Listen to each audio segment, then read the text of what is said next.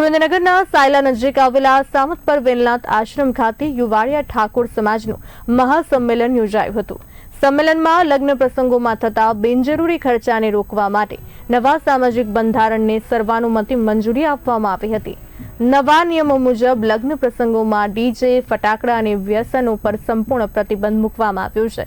150 થી વધુ ગામોના આગેવાનોની હાજરીમાં પસાર થયેલા ઠરાવ મુજબ નિયમોનો ભંગ કરનાર સામે ₹51,000ના દંડની જોગવાઈ કરવામાં આવી છે। દંડની રકમ સમાજના શિક્ષણ કાર્યો માટે ઉપયોગમાં લેવામાં આવશે।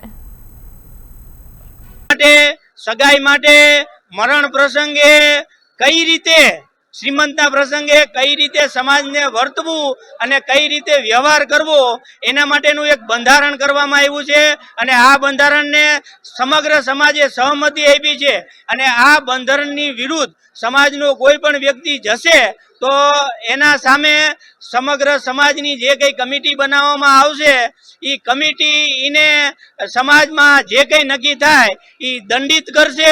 અને સુરેન્દ્રનગર વેલનાથ પ્રગતિ મંડળના ઉપપ્રમુખ લાલજીભાઈ દેવજીભાઈ મકવાણા ફૂલવારા અત્યારે સામતપરના ઓટલે જે વેલા બાપુનો ઓટલો છે ત્યાં એક સમાજના દરેક તાલુકાના આગેવાનો ભેગા થઈ અને સમાજના લગ્ન મરણ વગેરેનું બંધારણ ઘડવામાં આવેલ છે।